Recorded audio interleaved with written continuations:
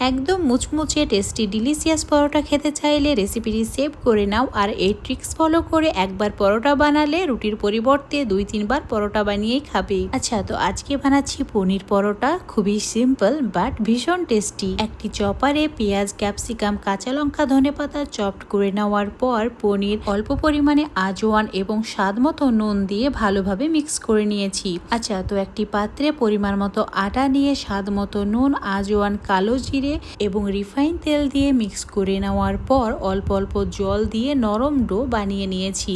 এবার ডোটিকে 5 মিনিট রেস্টে রাখার পর একটি বড় সাইজের লেচি কেটে নিয়ে একটু মোটা আর লম্বা করে বেলে নেব। এবার বেশি করে একটু পনিরের মিক্সচারটা নিয়ে আমি যেভাবে পনিরের পরোটাটা বানিয়ে নিচ্ছি ঠিক সেভাবে হুবহু ফলো করেই বানিয়ে নেবে। আর সবচেয়ে সহজ মনে হয় পরোটা বানানো এটাই। আলুর পরোটা হোক বা পেঁয়াজ পরোটা বা পনির পরোটা বা চিকেন পরোটা যেটাই করতে চাও ঠিক এই পদ্ধতিতে একবার করে দেখবে। পরোটা এতটাই টেস্টি হবে আর একদম পাতলা একটা লেয়ার হয় এবং পরোটা ভাজার পর সাইডগুলো এতটা মুচমুচে হয় যে খেতে ভীষণই ভালো লাগে। আচ্ছা, তো মিডিয়াম আঁচে পরোটার 2 সাইডই ভালোভাবে সেঁকে নেওয়ার পর অল্প বাটার দিয়ে ভেজে নিয়েছি। তোমরা তেল, বাটার, ঘি যেটা ইচ্ছা সেটা দিয়ে ভেজে নিতে পারবে।